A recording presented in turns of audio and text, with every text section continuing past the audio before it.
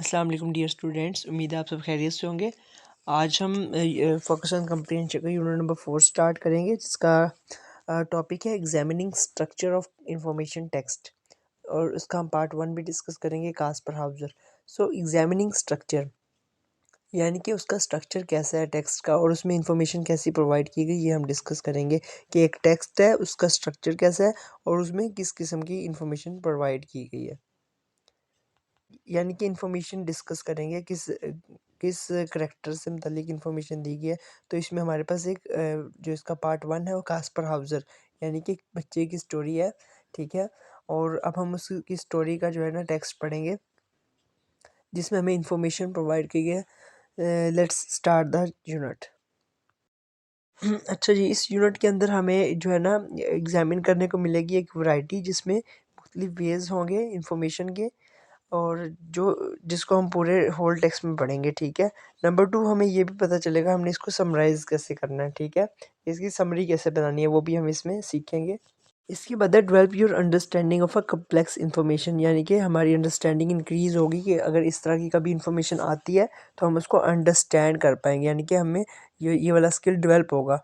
और right a summary in the form of persuasive text, और हम इस काबिल हो जाएंगे कि हम कोई समरी खुद से लिख सकें जो परसुएसिव टेक्स्ट हो, यानी कि हम ऐसी समरी बनाने के काबिल हो जाएंगे जिस पर दूसरे यकीन करें, ठीक है। यानी कि एक स्ट्रॉन्ग वे में जिसमें स्ट्रॉन्ग समरी बना सकें और उसमें जो है सिंपल और कम्प्लेक्स टेक्स्ट यूज़ कर सकें। अच्छा जी, focus techniques employed in information text. Writer who wish to convey complex information, writer जो है ना कम्प्लेक्स इन्फॉर्मेशन जो है ना शेयर करने की ख्वाहिश होती है उनकी, और जो कि रीडर के लिए कंप्रीहेंड देयर राइटिंग, जो कि रीडर पढ़े और उसको कंप्रीहेंड कर सके, उसको अंडरस्टैंड कर सके अच्छे तरीके से, उसके क्वेश्चंस के आंसर को दे सके। इन द एक्सट्रैक्ट बिलो, जो नीचे एक्सट्रैक्ट हम पढ़ेंगे, the writer want to explain strange story of Kaspar Hauser, वो एक हमें कास्पर हाउजर की एक अजीब सी स्टोरी हमें बताएगा। In order to do so the writer must simplify a complex story, ये कम्प्लेक्स स्टोरी भी होगी, whilst being sure to give the reader enough information to make sense of it।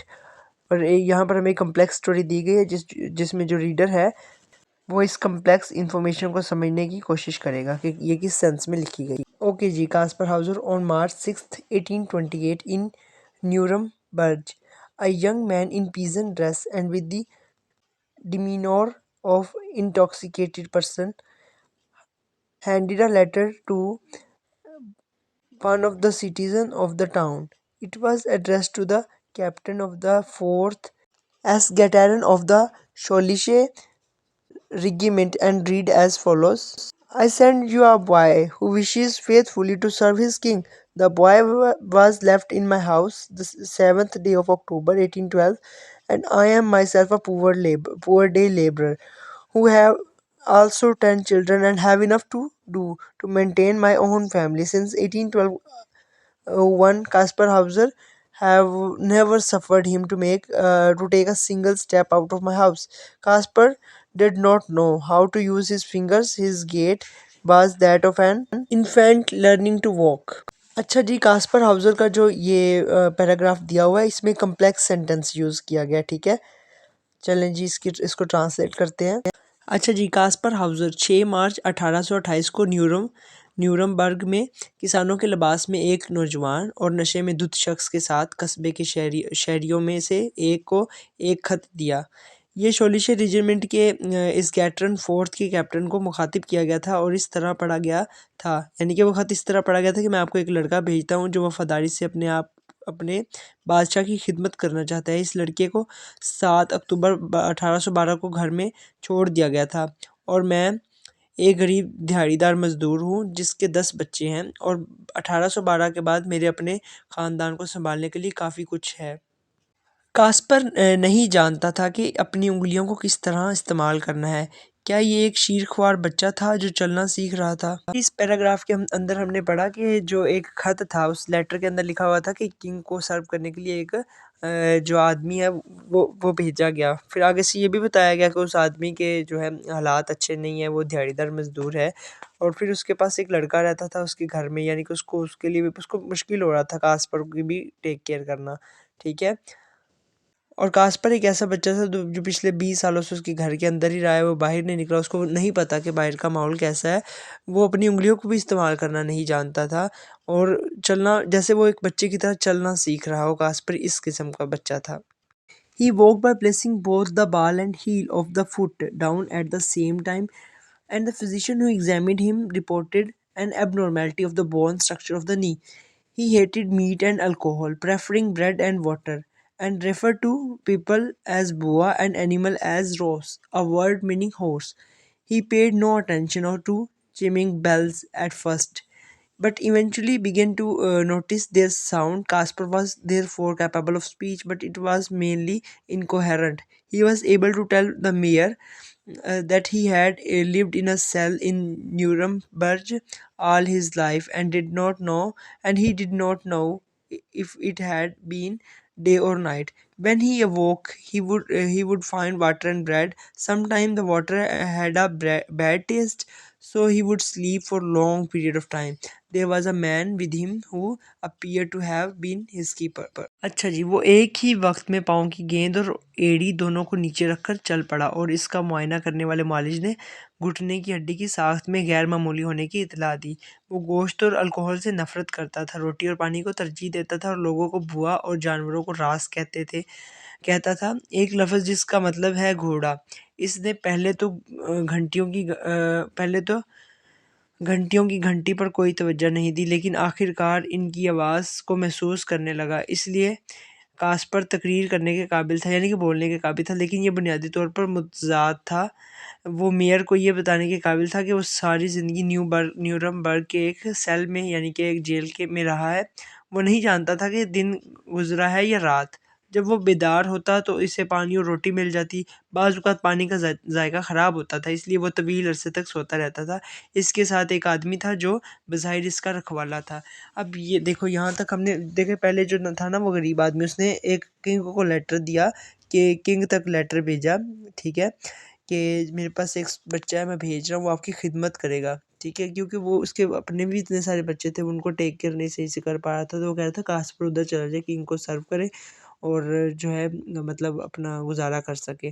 तो अब सेकंड पैराग्राफ में बताया गया कि वो एक मेडिकल फिजिशियन के पास भेजा गया और वो फिजिशियन ने उसका बाकायदा चेकअप किया और और फिजिशियन को फिर उसने बताया अपनी हालत। वो इस काबिल था कि वो बोल सकता, तो इवन वो सही से नहीं बोलता था, इनकोहेरेंट थी उसकी लैंग्वेज, लेकिन वो ये बताने के काबिल था कि वो कहीं रहा है और रात दिन उधर अंदर ही बंद रहा है कैद में, और उसको रोटी और ब्रेड पसंद है। जो उसने उसको बताया था कि वो रोटी और पानी खाना पसंद करता है और उसको अल्कोहल यानी कि शराब से नफ़रत है, वो नहीं पसंद करता।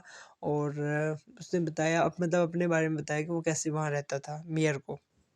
और उसने ये भी बताया कि जो मेरे साथ आदमी रहता था वो ऐसे लगता था कि मेरी रखवाली करने वाला है, यानी कि मेरी टेक केयर करने वाला है। अच्छा जी, Kaspar was visited by the juror Feuerbach in July 1828, who reported on his linguistic abilities. In all that he said, the conjunctions, participles, and adverb were still almost entirely wanting. His conjunction embarrassed little more than the infinitive, and he was most of all deficient in respect to his syntax, which was in state of miserable confusion. Rasper very well instead of I am very well. Caspar shall Julius tell instead of shall tell Julius. The pronoun I occurred very rarely. Nee generally spoke of himself in the third person, calling himself Caspar. If you wished him to understand immediately who you meant, you must not say you him, but Caspar. Caspar showed some similarities with children who are learning language in that he over generalized certain concepts. All hills were mountains, and a fat man was called the man with the mountain, and a lady whose shawl dragged on the ground was called the lady with the tail. Okay जी, जुलाई 1828 में George फ्यूरबैच ने Caspar से मुलाकात की, जिसने इसकी लसानी सलाहियतों के बारे में बताया। इसने जो कुछ कहा इसमें कंजक्शंस, पार्टिसिपल्स और एडवर्ब्स अब भी तकरीबन मुकम्मल तौर पर नकारा था, यानी कि उसको जो है ग्रामर उसकी अच्छी नहीं थी। इसके कंजुगेशन ने इन्फिनेटिव से कुछ ज़्यादा ही अपना लिया था, यानी कि कंजक्शन और इन्फिनेटिव ज़्यादा ही उसके मतलब उसने वो वाली एबिलिटी ज़्यादा सीख ली थी। और वो था इसके नहव के हवाले से सबसे ज़्यादा कमी थी, जो कि बदगुमानी की हालत में थी। Kaspar well I am very well की बजाय कास्पर विल जूलियस टेल, इसकी बजाय विल टेल जूलियस, यानी कि वो पहले वाली बातें बाद में एक्सप्लेन करता था और बाद वाली पहले। ऐसा बहुत कम था होता है। आम तौर पर तीसरे शख्स में अपने बारे में बात करता था, यानी कि वो किसी को अपने बारे में बात करता था तो वो यानी कि तीसरा शख्स कहता था कि वो करता था, यानी कि खुद के बारे में बात करते हुए कहता था वो ये करता था, वो ये करता था। इवन वो अपने बारे में बात करता था। अगर आप चाहते हैं कि वो फ़ौरन समझ जाए कि आपका मतलब कौन है, तो आपको इस नहीं बल्कि कास्पर कहना चाहिए। यानी कि हम उससे बात करें ना कास्पर से, तो हम कहेंगे, हम खुद को कास्पर मुखातिब करेंगे, कास्पर क्या कर रहा है। ठीक है। कास्पर ने इसके साथ कुछ मुमासलतें ज़ाहिर की। वो बच्चे जो ज़ुबान सीख रहे हैं, इसमें इसने कुछ तसव्वुरात को आम किया, कुछ तसव्वुरात को आम किया। तमाम पहाड़ियाँ पहाड़ थी और एक मोटा आदमी, पहाड़ वाला आदमी, यानी कि कोई मोटा आदमी उसको नजर आता तो वो क्या कहता, पहाड़ वाला आदमी। और औरत जिसकी शाल ज़मीन पर घसीटती थी, उससे कहता था दुम वाली औरत। मतलब उसकी लर्निंग एबिलिटी, उसकी जो क्या कहते हैं लैंग्वेज की एबिलिटी है, और ये काफ़ी बहुत ज़्यादा वीक थी। ठीक है। वो प्रनाउन और कंजक्शन को जो है बहुत ज़्यादा यूज़ करता था। कंजुकेशन एंड पार्टिसिपल्स को वो बहुत ज़्यादा यूज़ करता था, जिसमें एडवर्ब्स जो थे उनका जो है बहुत कम यूज़ होता था वर्ब्स का। और वो खुद को थर्ड पर्सन जो है कंसीडर करके बात करता था, और अगर उससे किसी को बात करनी होती थी तो वो खुद को कास्पर कहता था। ठीक है। In 1829 Kaspar move to live with her Daumer's family and had made considerable progress in writing and reading. He had decided to write his memories. However, this was a project that was never finished, as an assassination attempt was made upon his life shortly after he had started writing. Delirious and experiencing violent fits, he carried, I all men love, do not want anything. Why the man kill? I have done nothing. You should have first killed me before I understand what it is to live. अच्छा जी, 1829 में Kasper hero दाम दाउमर के ख़ानदान के साथ रहने के लिए चला गया, और इसने पढ़ने लिखने में काफ़ी तरक्की की थी। इसने अपनी याददाश्तें लिखने का फ़ैसला किया था, यानी कि जो उसकी यादें थी। ताहम एक ऐसा मंसूबा था जो कभी ख़त्म नहीं हुआ था, यानी कि मतलब वो कभी भी ख़त्म नहीं होनी थी। उसकी जो मेमोरीज़ थी, अगर वो लिखने बैठता तो क्योंकि इसने लिखना शुरू करने के फ़ौरन बाद उनकी ज़िंदगी पर कातलाना हमला किया था। पुरतशद्दुद और पुरतशद्दुद हालात का सामना करना। इसने रोते हुए कहा, मैं सब आदमियों से प्यार करता हूँ, कोई कुछ नहीं करता, आदमी क्यों मारता है। अच्छा जी, कास्पर इसके बाद ना 1829 में एक फैमिली के साथ रहने चल जाता है। वहाँ उसको लिखना पढ़ना मतलब वो सीखना शुरू कर देता है, और वो अपनी सारी स्टोरीज लिखता है उसके अंदर। और उसके बाद उस पर एक कातलाना हमला होता है, और वो रोते हुए मतलब उसमें बच जाता है। फिर वो रोते हुए कहता है कि सब आदमियों से प्यार करता हूँ। वो कहता है मैं सबसे प्यार करता हूँ, कोई कुछ नहीं करता, कोई मतलब कोई उससे प्यार नहीं करता इन रिटर्न, और कोई आदमी क्यों उसको मारना चाहता है, जबकि वो जिंदा रहना चाहता है। तो वो कहता है मुझे कोई क्यों मारना चाहता है, उस पर हमला हुआ था एक दफ़ा। अच्छा जी, Kaspar survived the attack, but in 1833 he was stabbed by a stranger in a park and died 3 days later. It is rumored that Caspar had been locked away because he stood in the way of possible succession to the state of Baden. When news of his memoir writing had become public, it had become necessary to silence him in case his story revealed too much. It turned out, however, the Casper's memoirs never amounted to much more than a page of scribbled and unclear nations. Considering his upbringing, it was a remarkable. that he learned to speak or write at all. He was not a feral child in the sense that Peter and Victor were feral. He had not lived in the wild, but he had been caged. Therefore, he had learnt little about human society, and until he had been released at the age of 16. Taken from Study of Feral Children by Douglas Canland.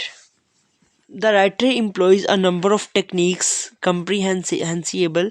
The structure is broadly chronological, but the writer inserts much explanatory material alone about Casper's linguistic ability and taste in food. For instance, अच्छा जी, Kasper पर जो 1829 में हमला हुआ था उसमें वो बच गया था, लेकिन 1833 में इसे पार्क में एक अजनबी ने छुरा घोंप दिया, यानी कि चाकू से उसको कत्ल कर दिया, और 3 दिन बाद इसकी मौत हो गई। ये अफवाह है कि कास्पर को इसलिए बंद कर दिया गया था कि क्योंकि वो रियासत बैडन की मुमकिन जानशीनी के रास्ते में खड़ा था।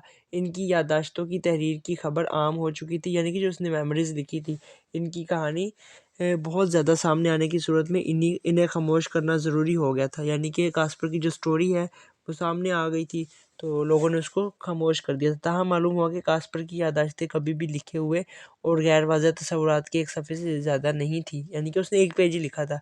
परवरिश ये काबिल ज़िक्र था कि इसने बोलना या लिखना बिल्कुल सीखा था। वो इस लिहाज से कोई वहशी बच्चा नहीं था कि पीटर और वेक्टर वहशी थे। जितने पीटर और वेक्टर वहशी थे वो इतना वहशी नहीं था। वो जंगल में नहीं रहा था, बल्कि पिंजरे में बंद था, यानी कि वो एक फॉरेस्ट में नहीं था, एक घर में अंदर बंद था, एक कमरे में। इसलिए इसने बहुत कम सीखा था इंसानी माशरे के बारे में, यहाँ तक कि वो 16 साल की उम्र में रहा होगा। मिसाल के तौर पर कास्पर की लसानी सलाहियत और खाने के जायके। अब इसमें हमने ये पढ़ा कि जो कास्पर है उसको 1833 में जो है कत्ल कर दिया गया था, और वो एक ऐसा बच्चा था जो एक पिंजरे में पला था, ना कि किसी जंगल में, और वो जालिम नहीं था, यानी कि उसको इस तरह मार दिया गया कि वो एक जालिम है इसलिए उसको कत्ल कर दिया गया, क्योंकि उसकी स्टोरी सबके सामने आने लग गई थी। इवन वो एक किंग का बेटा था कास्पर, और उसको कैद कर लिया गया था। अब इसमें उस बच्चे पे जुल्म हुआ, मतलब उसको जब वो पैदा हुआ तो किसी और के हवाले कर दी। इसकी बहुत लंबी स्टोरी है, आप साइट पे जाकर पढ़ सकते हैं। और इस स्टोरी को लिया गया है फीरल चिल्ड्रन बाय डोगलास कैनलैंडी, सॉरी कैनलैंड, ये इस साइट से लिया गया। फिराल चिल्ड्रन बाय डोगलास कैनलैंड, यहाँ से ही लिया गया। अब देखते हैं ये राइटर इसमें इस स्टोरी के बारे में क्या वो हमें इस स्टोरी से क्या सिखाना चाह रहा है। अच्छा जी, मुसन्निफ़ यानी कि लिखने वाले ने काबिल फ़हम तकनीकों को इस्तेमाल किया, टेक्निक्स यूज़ की इसमें।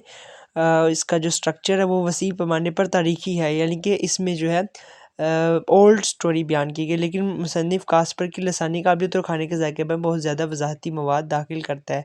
इसमें वो कास्पर की लिंग्विस्टिक एबिलिटीज़ और उसका फूड के बारे में जो इंटरेस्ट है वो बताता है, यानी उस पर बहुत ज़्यादा बात करता है वो। अच्छा, ये हमने पार्ट 1 डिस्कस किया कास्पर हाउज़र यूनिट नंबर 4 का, और होप सो आपको समझ लगा होगा। अब इसकी स्टोरी जो है, इसका स्ट्रक्चर आपने देखा होगा, कम्प्लेक्स सेंटेंसेस थे इसमें। सेंटेंसेस जो थे बड़े बड़े थे, कम्प्लेक्स थे। अब इसमें हमने एक बच्चे की स्टोरी पढ़ी, एक चाइल्ड की, जो कि एक लेबर के घर में रहता था और 20 साल अंदर कमरे में रहा, ठीक है, और 16 ईयर्स सॉरी, एक कमरे में रहा। उसको नहीं पता कि बाहर का माहौल कैसा है। फिर उसको एक लेटर के ज़रिए एक मेयर के पास भेज दिया गया, फिर फिजिशियन के पास, फिर वो एक फैमिली के साथ रहा। तो ये उसका जर्नी था, लेकिन जब उसकी स्टोरी रिवील हुई कि वो किसका बच्चा है और उसको क्यों कैद किया गया, तो फिर उसको जो है कत्ल कर दिया गया, क्योंकि वो अपने ओनर के पास वापस ही ना चला जाए, यानी कि वो ये किसी अमीर घराने से ताल्लुक़ रखता था, जैसे कि किसी किंग का बच्चा था। इसकी पूरी स्टोरी है वहाँ पर, तो आप साइट पर अवेलेबल होगी, वेबसाइट पर, गूगल क्रोम से आप इसकी स्टोरी पढ़ सकते हैं कास्पर हाउज़र लिखकर, अगर आप इसकी पूरी स्टोरी पढ़ना चाहते हैं तो। और इसकी जो समरी है इस यूनिट की, वो आपको दी गई है वहाँ पर, नीचे लिंक दिया गया है डिस्क्रिप्शन में, आप वहाँ से इसकी समरी ले सकते हैं, ठीक है। और इसकी एक्टिविटी 4.1 है अंडरस्टैंडिंग राइटर्स टेक्निक्स। सो इसमें राइटर की जो है टेक्निक्स हैं 4, एक क्रोनोलॉजिकल रिकाउंट इसमें यूज़ किया गया, ठीक है। और इसके बाद इस स्टोरी के अंदर जो है हमारे पास quotation from primary source material के, इसमें कौन कौन सी कोटेशन यूज़ की गई हैं और कौन सी कोटेशन इंसर्ट की गई हैं टेक्स्ट में, ठीक है, ये मतलब इसमें हमें पंक्चुएशन का ज़्यादा किया गया है एडिशन इसमें। The writers interpretation of the facts, इसमें कुछ फैक्ट्स दिए गए हैं। और उसके बाद समराइजिंग द पैसेज 4.2 एक्टिविटी, कि इस पूरे पैसेज को जो हमने पढ़ा है इसको समराइज़ किस तरह किया गया। देखिए समरी जो है हमारे पास अगर 4 पेजेस का है ना कोई टेक्स्ट या कोई चैप्टर या कोई आर्टिकल, तो उसको हमने 1/3 लिखनी होती है। 1/3 समरी जो है उसका हिस्सा बनती है, यानी कि समरी में हम मेन बातें डिस्कस करते हैं। ये हमारे पास 150 वर्ड्स की समरी आगे दी गई है, आप ये भी कर सकते हैं, अदरवाइज़ मैंने लिंक डिस्क्रिप्शन में दिया हुआ है, वो भी समरी कर सकते हैं। और ये लेसन बहुत ज़्यादा इंपॉर्टेंट है पेपर के पॉइंट ऑफ व्यू से, और आपने इसको अच्छे तरीके से करना है। ओके जी, thank you so much for watching this video. अल्लाह हाफिज़।